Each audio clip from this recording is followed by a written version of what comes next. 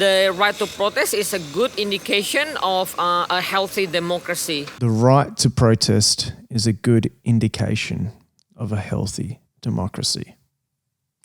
Now, I think that's something both the left and the right can come together on, right? Well, we'll find out in a second when I pose this question to her and others. But before we get there, who is Veronica and why was I interviewing her at this park?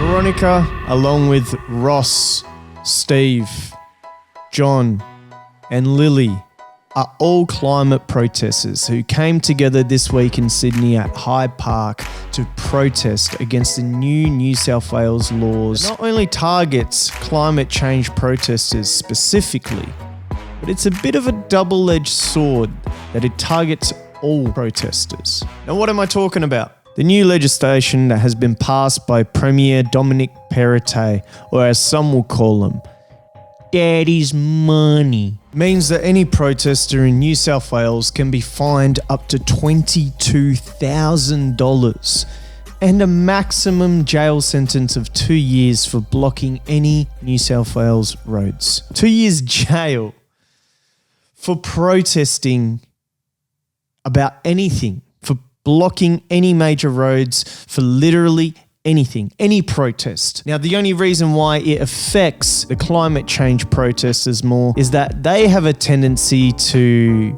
hang off bridges, bike lock themselves in cars in front of the harbour bridge, glue themselves to the road, and many other actions that I may consider quite silly. However, they block and disrupt commerce.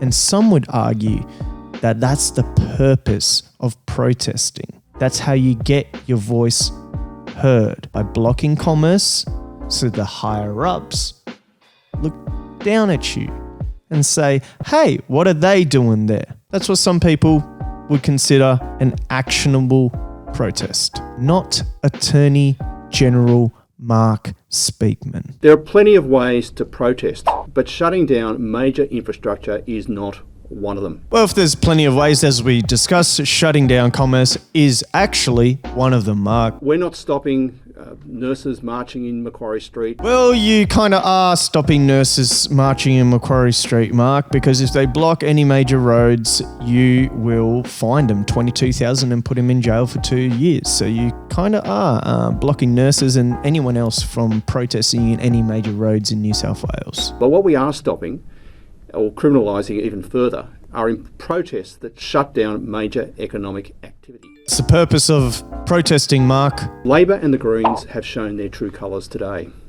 The true colour of the Greens, the Green Party, is black, and the true colour of Labor is yellow. Now, beyond the amazing facial expression that this blonde lady in the background pulled, oh, I'm munging out.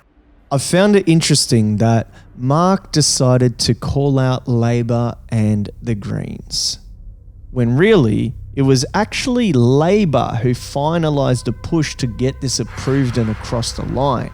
Greens actually took it to a filibuster attempt.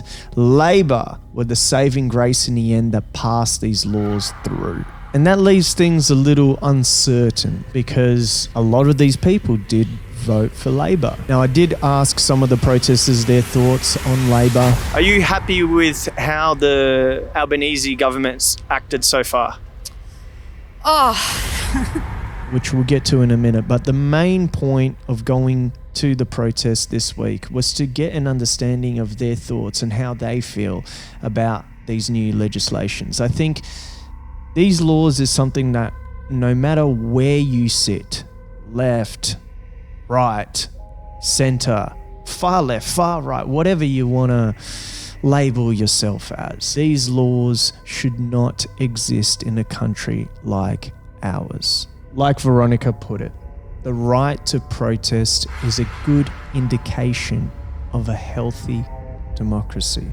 This is just another opportunity for them to try and push back the democratic rights of working people, environmentalists, and people that are really not happy with the way in which the current government is shaping a whole number of social justice and environmental questions. So it's a real stitch up. It's the continuation of, the state trying to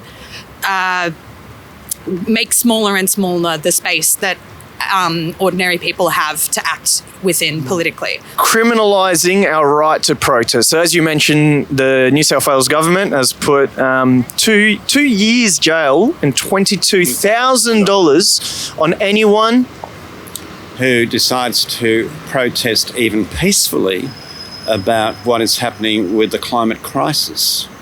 And I consider that, 4 times a certain town, without mentioning names, we won't mention names on this one, got flooded out in 18 months. And you go like, well, you're the criminal because what are you doing about this, New South Wales government? Yeah. We're not the criminal. We're just raising the consciousness of the people who live around New South Wales to say, this is a real thing. Ross, pleasure to meet you. Diogo, nice to meet you. Diego. Yes. Nice to meet you. And so what brings you here today? My friend Max and my friend Tim are in jail. Right. They went to jail because, they were taken to jail and not allowed to, they haven't actually had a court thing yet. They were refused bail. They're having their bail hearing apparently tomorrow. Right. And a bunch of us are going to go up there for that. So what did they do? They allegedly planned a protest, a non-violent protest. The right to protest is a good indication of a healthy democracy. And you support the freedom protests that happened a couple months ago? Freedom protests or Those anti-vaxxers protests? well, everyone has their right to a freedom of expression and opinion, but there are certain limitations. It's just how we balance it. That's how it is under international human rights law. Yeah. So how do we put a limitation on who can and who cannot protest? Well, those freedom protesters, they have the right to protest, but by limiting, I mean when it is disturbing public health or public order, and it is always different case per case basis. So that's how we need to find a balance under international human rights law. Now, all of these interviews, you can catch them unedited and absolutely raw on our Patreon. Go to patreon.com/the58take, subscribe and share this. Clip it out, record it, do whatever you like. But thank you for your support. Mates, I just want to finish this video with a very, very, very positive note. The 2 guys mentioned by Ross, his 2 mates that were arrested. Now, my lawyer, Mark Davis, took on their cases. After 3.5 weeks in jail for allegedly organising a protest, they have now been released. Here's an image of them all out, free, and able to see their families again and go about their daily lives. This is an amazing result.